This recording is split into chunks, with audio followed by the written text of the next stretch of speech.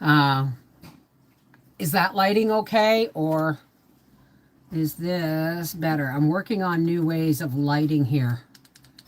There, is that better? Or is that better? How's it going? Welcome to Little House Live.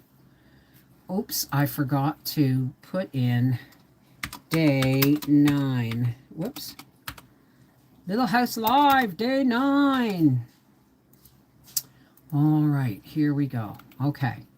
How's everybody doing today? I am sorry we're running late today. Hey, Tina, how are you, darling? Sorry we're running late today. But it's been one of those days. I've been fairly busy. I haven't actually done much work, but I have been getting things organized for the way I want to proceed in the future with our half-acre homestead, reading with Beverly Wolfe, life with the Wolfes, and some things that I want to move to Rumble. So this has all been one of those days where it's been a lot of brain work and not a lot of physical work. However, I did make a nice supper. So I'm going to, now let me just go here. No, we want to save you, save. And we'll go here. Hey, Tina, how are you, darling? So I'm going to go ahead and we're halfway through this book. So if this summer, if we keep going at 3 chapters, or say I injure myself again and I want to add an extra reading, is anybody going to be upset if I add the occasional extra surprise night of live reading? Oh, you're welcome, Lilia. Homestead Tessie. Hey, hey, hey. Okay. Now remember, when we last left Little House on the banks of Plum Creek, there had been a party at Nellie's house. And although Nellie's parents were very nice, they definitely raised some nasty, spoiled children. So now we're on chapter 23 because Ma Ingalls believes that, the favor should be returned, right? Never enjoy watching me. Oh my goodness. All right. Chapter 23, Country Party. Will you come to my party? Laura asked Christy, Maud, and Nellie Olson. Mary asked the big girls, and they all said they would come. That Saturday morning, the new house was especially pretty. Jack could not come in on the scrubbed floors. The windows were shining, and the pink-edged curtains were freshly crisp and white. Laura and Mary made new starry papers for the shelves, and Ma made vanity cakes. Now, I'm going to try this one of these days soon, folks. She made them with, you know what? I might try some of I know I've said it before, but I might try some of the recipes from Little House on the Prairie books just for this channel. I don't know how you'd feel about that. Love you too. Ma made vanity cakes. She made them with beaten eggs and white flour. She dropped them into a kettle of sizzling fat. Sounds almost like cloud bread, doesn't it? Into sizzling fat. Each one came bobbing and floated till it turned over. It turned itself over, lifting up its honey brown fluffy bottom. When it swelled underneath, it will turn around, and Ma lifted it out with a fork. She put every one of those cakes in the cupboard. They were for the party. Laura and Mary and Ma and Carrie were dressed up and waiting when the guests came walking out from town. Laura had even brushed Jack, though he was always clean and handsome in his white and brown spotted short fur. I always thought he was brindle. He ran down with Laura to the ford. The girls came laughing and splashing through the sunny water, all except Nellie. She had to take off her shoes and stockings, and she complained that the gravel hurt her feet. She said, I don't go barefooted. I have shoes and stockings. She was wearing a new dress and big new hair ribbon bows. Is that Jack? Christy asked as they all patted him and said what a good dog he was. But when he politely wagged to Nellie, she said, Go away, don't you touch my dress. Jack wouldn't touch your dress, Laura said.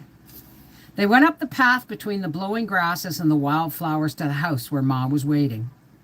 Mary told the girls the names one by one, and she smiled her lovely smile and spoke to them. But Nellie smoothed down her new pretty dress and said to Ma, "Of course I didn't wear my best dress just to a country party." Then Laura didn't care what Ma taught her. She didn't care if Pa punished her. She was going to get even with Nellie for that. Nellie couldn't speak that way to Ma. Ma only smiled. No, this is true love values here. Ma only smiled and said, "It's a very pretty dress, Nellie. We're glad you could come." But Laura was not going to forgive Nellie. The girls liked the pretty house. It was so clean and airy, with the sweet-smelling breezes blowing through it and the grassy prairies all around.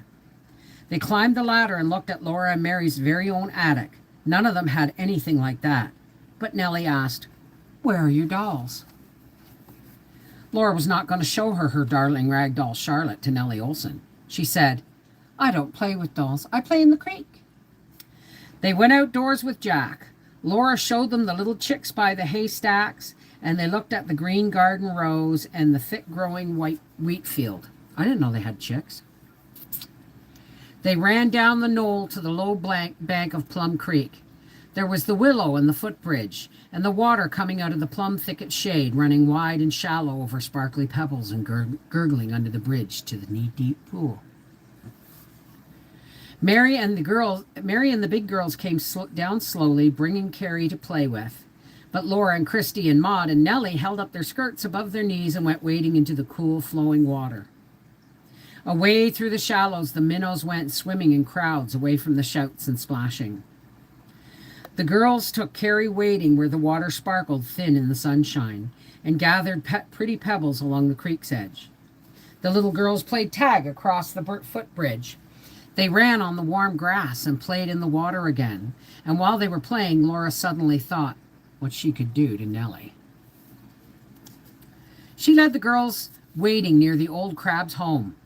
The noise and splashing had driven him under his rock. She saw his angry claws and brown-green head peeping out, and she crowded Nellie near him. Then she kicked a big splash of water onto his rock, and she screamed, "Oh, Nellie, Nellie, look out!" The old crab rushed at Nellie's toes, snapping his claws to nip them. "Run, run!" Laura screamed, pushing Christy and Maud back towards the bridge. Then she ran after Nellie. Nellie ran screaming straight into the muddy water under the plum thicket. Laura stopped on the gravel and looked at the crab's rock. "Wait, Nellie, wait, you stay there." "Oh, what was it? What is coming? Is he coming?" Nellie asked. She had dropped her dress, and her skirt and petticoats were in the muddy water. "It's an old crab," Laura told her. "He cuts big sticks in two with his claws. He could cut your toes right off." "Oh, where is he? Is he coming?" "You stay there and I'll look," said Laura, and she went wading slowly and stopping and looking. The old crab was under the rock again, but Laura did not say so.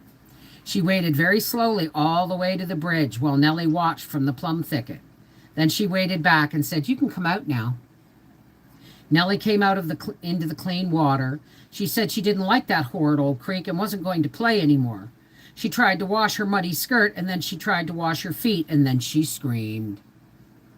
Muddy brown bloodsuckers were sticking to her legs and feet. She couldn't wash them off. She tried to pick one off, and then she ran screaming on the creek bank. There she stood, kicking as hard as she could, first one foot, then the other, screaming all the time. Laura laughed till she fell on the grass and rolled. "Oh, look, look," she shouted, laughing. "See Nellie dance." All the girls came running. Mary told Laura to pick those bloodsuckers off of Nellie, but Laura didn't listen. She kept on rolling and laughing. "Laura," Mary said, "you get up and pull those things off, or I'll tell Ma." Then Laura began to pull the bloodsuckers off of Nellie. All the girls watched and screamed while she pulled them out longer and longer. Nellie cried, "I don't like your party. I want to go home." Ma came hurrying down the creek to see why they were screaming. She told Nellie not to cry. A few leeches were nothing to cry about. She said it was time for them all to come to the house. The table was set prettily with Ma's best white cloth and the blue pitcher full of flowers. The benches were drawn up on either side of it. Shiny tin cups were full of cold, creamy milk from the cellar, and the big platter was heaped with honey-colored vanity cakes. The cakes were not sweet, but they were rich and crisp and hollow inside. Each one was like a great bubble. The crisp bits of it melted on the tongue. They ate and ate those vanity cakes. They said they had never tasted anything so good, and they asked Ma what they were. Vanity cakes, Ma said, because they are all puffed up like vanity with nothing solid inside. There were so many vanity cakes that they ate till they could eat no more, and they drank all the sweet cold milk they could hold. Then the party was over. All the girls but Nellie said thank you for the party. Nellie was still mad. Laura did not care. Christy squeezed her and said in her ear, I never had such a good time. And it just served Nellie right.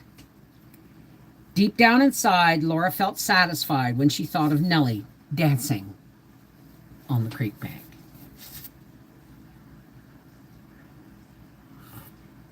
Oh, never mind. Don't worry about it. I read Chattanese. I know what you meant. All right. Rolling tacos for dinner, but listening. Well, I have 30 minutes left, 25, 30 minutes left before I have to move on to my Life with the Wolfies card reading live. So let's read the next chapter, Going to Church, shall we, before we call it a night? Chapter 24, Going to Church. Let's see how long this is. Maybe we can squeak in two. It was Saturday night, and Pa sat on the doorstep smoking his after-supper pipe. Laura and Mary sat close on either side of him, and Ma sat with Carrie in her lap, rocked gently to and fro inside the doorway. The winds were still. The stars hung low and bright.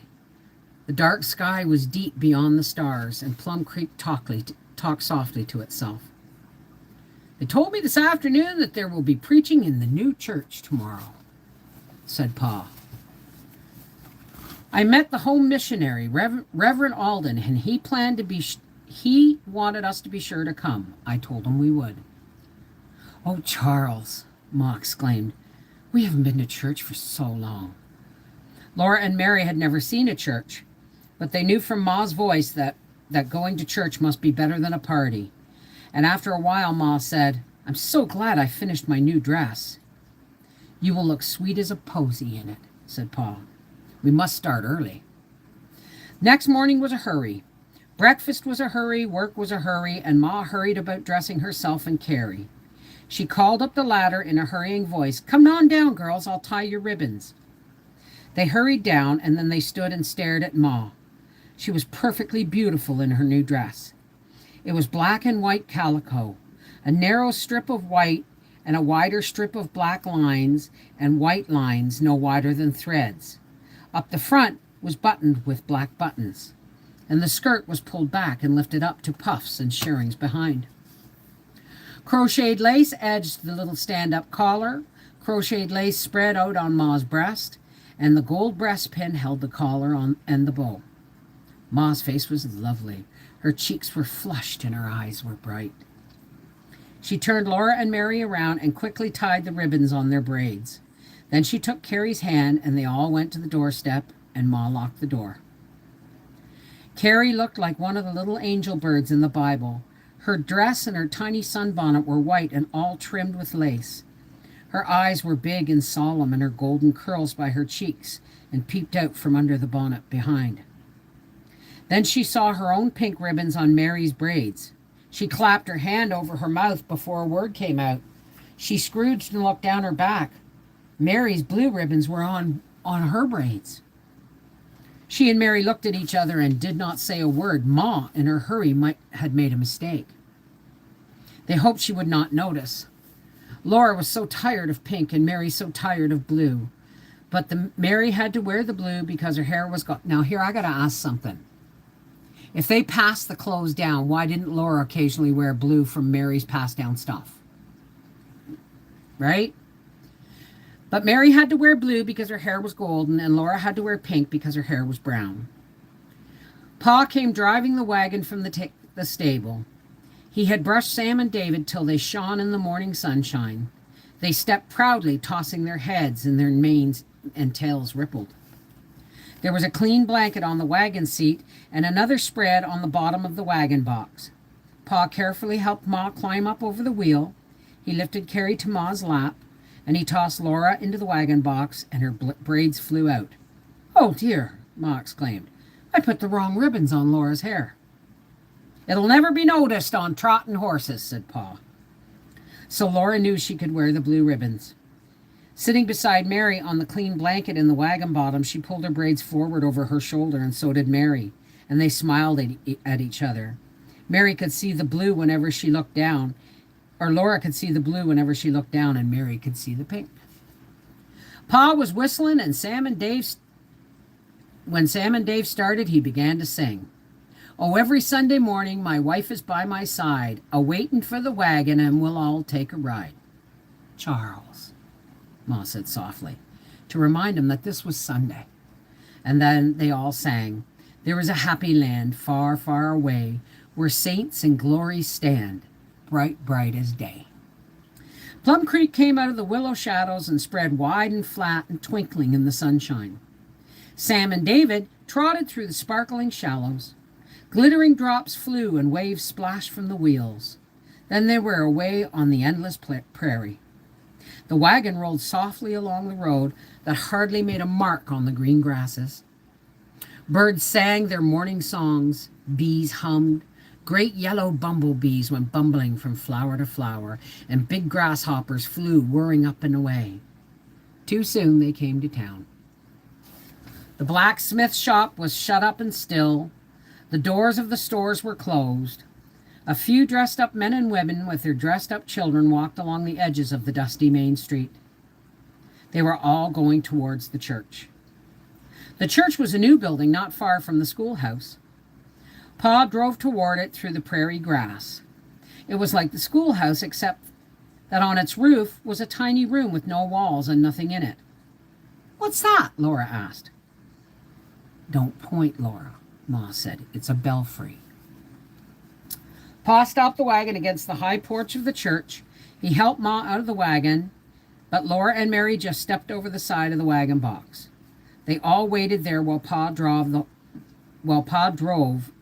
into the shade of the church, unhitched Sam and David, and tied them to the wagon box. People were coming through the grass, climbing the steps and going into the church. There was a solemn, low rustling inside. At last Pa came. He took Carrie on his arm and walked Ma into the church. Laura and Mary walked softly close behind them. They all sat in a row on a long bench. The church was exactly like a schoolhouse, except that it had a strange, large, hollow feeling. Every little noise was loud against the new board walls. A tall, thin man stood up behind a tall desk on the platform. His clothes were black, and his cravat was black, and his hair and beard that went around his face were dark. His voice was gentle and kind, and all heads bowed. The man's voice talked of God for a long time, while Laura sat perfectly still and looked at the blue ribbons on her braids. Suddenly, right beside her, a voice said, "Come with me." Laura jumped up out of her skin. A pretty lady stood there smiling out of soft blue eyes. The lady said, "Come with me, little girls. We're going to have a Sunday school class." Ma nodded to them, and so Laura and Mary slid down from the bench. They had not known there was going to be school on Sunday. The lady led them to a corner, and all the girls in school were there, looking questions at one another. The lady pulled the benches around to make a square pen. Then she sat down and took Laura and Christy beside her. When the others were settled down on the square benches, the lady said her name was Mrs. Tower. And she asked their names. And then she said, "Now I'm going to tell you a story." Laura was very pleased. But Mrs. Tower began, "It's all about a little baby born long ago in Egypt. His name was Moses." So Laura did not listen anymore. She knew all about Moses in the bulrushes. Even Carrie knew that. After the story, Mrs. Tower smiled more than ever and said, "Now, we'll all learn a Bible verse. Won't that be nice?" "Yes, ma'am," they all said. Our kids nowadays go, "Aww." She told a Bible verse to each girl in turn. They were to remember the verses and repeat them to her next Sunday. That was the Sunday school lesson. When it was Laura's turn, Mrs. Tower cuddled her and smiled almost as warm and sweet as Ma, and she said, "My very littlest girl must have a very small lesson. It will be the shortest verse in the Bible." Then Laura knew what it was, but Mrs. Tower's eyes smiled and she said, "It's just 3 words. And Jesus wept, I think were the words. Now, do you think you can remember that for a whole week? Laura was surprised at Mrs. Tower. Why, she remembered long Bible verses and whole songs, but she did not want to hurt Mrs. Tower's feelings. So she said, "Yes, ma'am." "That's my little girl." Mrs. Tower said, "But Laura was Ma's little girl." "I'll tell you again to help you remember. Just 3 words." And we all know it's, "And Jesus wept." That's right. Now, will you do your best to remember and tell me next Sunday? Laura nodded. After that, everybody stood up. They opened all their mouths and tried to sing, "Jerusalem, Jerusalem." I think that's the song, Jerusalem the Golden. Not many of them knew the words or the tune. Miserable squiggles went up Laura's backbone and inside her ears crinkled. She was glad when they all sat down. Then the tall, thin man stood up and talked. Laura thought he never would stop talking. She looked through the open windows at butterflies going where they pleased. She watched the grasses blowing in the wind.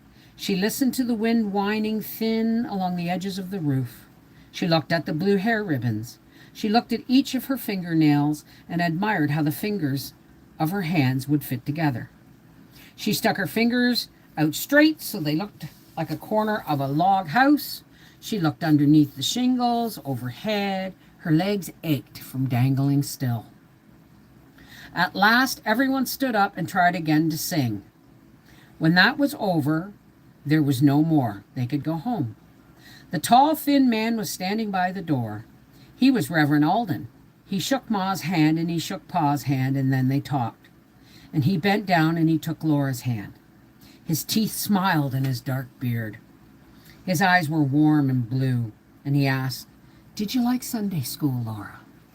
Suddenly, Laura did like it. She said, "Yes, sir." "Then you must come every Sunday," he said. "We'll expect you." And Laura knew he really would expect her. He would not forget. On the way home, Pa said, "Well, Caroline, it's pleasant to be with a crowd of people all trying to do the right thing, same as we are."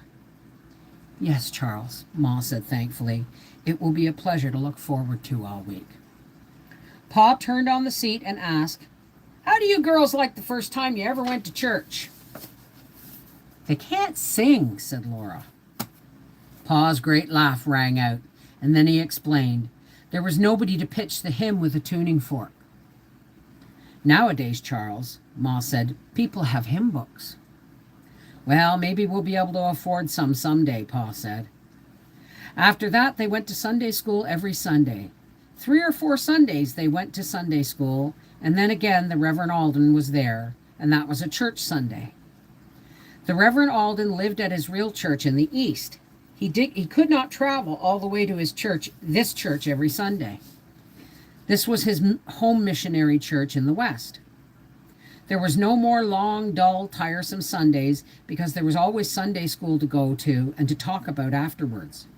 The best Sundays were the Sundays when Reverend Alden was there. He always remembered Laura, and she remembered him between times. He called Laura and Mary "my little country girls."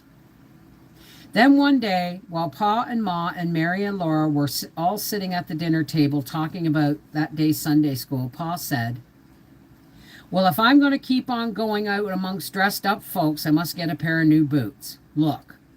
He stretched out his foot, and his mended boot was cracked clear across the toes. They all looked at his red knit socks showing through the gaping slit. The edges of leather were thin and curling back between little cracks. And Pa said, "It won't hold another patch." "Oh, I wanted you to get boots, Charles," Ma said, "and you brought home that calico for my dress." Pa made up his mind. I'll get me a new pair of boots when I go to town next Saturday. They will cost $3, but we'll make out somehow till I harvest the wheat. All that week, Pa was making hay. He had helped put up Mr. Nelson's hay and earn use of Mr. Nelson's fine, quick mowing machine.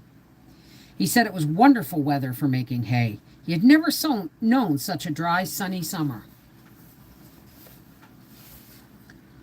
Laura hated to go to school. She wanted out in the hayfield with Pa, watching the marvelous machine with its long knife snickety-snicking behind the wheels, cutting through great swaths of grass. Saturday morning, she went out to the field wagon and helped Pa bring in the last load of hay. They looked at the wheat field, standing taller than Laura above the mown land. Its level top was rough with wheat heads, bent with the weight of ripening wheat. They picked 3 long fat ones and took them to the house to show Ma. When that wheat crop was harvested, Pa said, they'd be out of debt, and they'd have more money than they knew what to do with. He'd have a buggy, and Ma would have a silk dress, and they'd all have new shoes and eat beef every Sunday.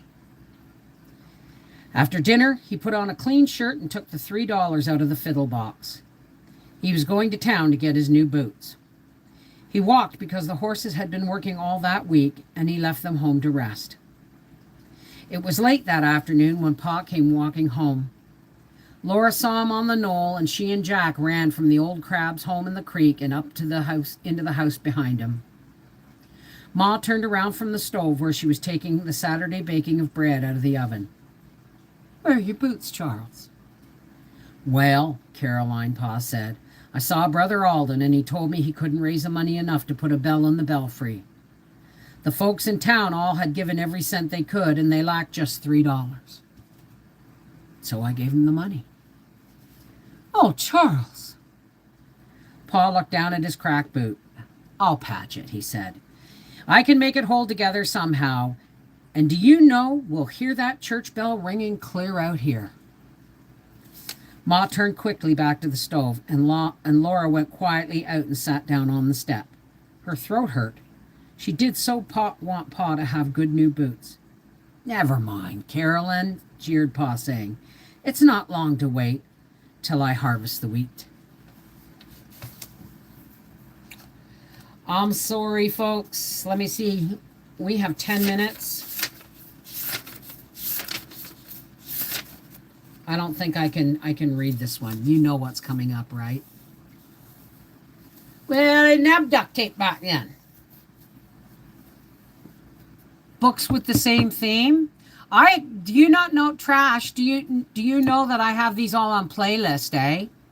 Where it's just audio stories. It's not live readings. I have all of the Little House on the Prairie books. I have 9 Brides in Granny Height, A Tree Grows in Brooklyn, A Lantern in Her Hand, Grandy's Gift, The Bootlegger's Horse. They're all really good stories. I can't keep reading, honey. I've got to go live in 15 minutes on Life with the Wolfies.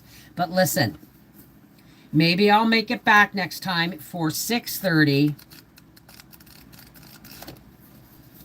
or even 6 next week, or maybe one night this week, and we'll read Little House Live Day 10. We'll begin with the glittering cloud, and we all know what that is.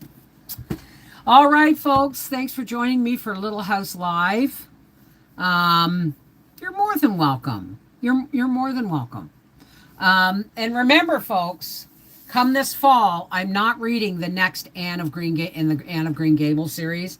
I'm going to start this fall out with doing recording Little Women, because you guys have been waiting for it for years. So it's coming next. But while we read live, we're just going to keep making our way through the Little House on the Prairie books, okay? Life with the Wolfies. There you go. I'll see you over there. This is Mrs. Wolfie from Reading with Beverly Wolfie saying, thanks for reading with me. You know, I love reading. I've loved reading for as long as I can remember. Take care. God bless.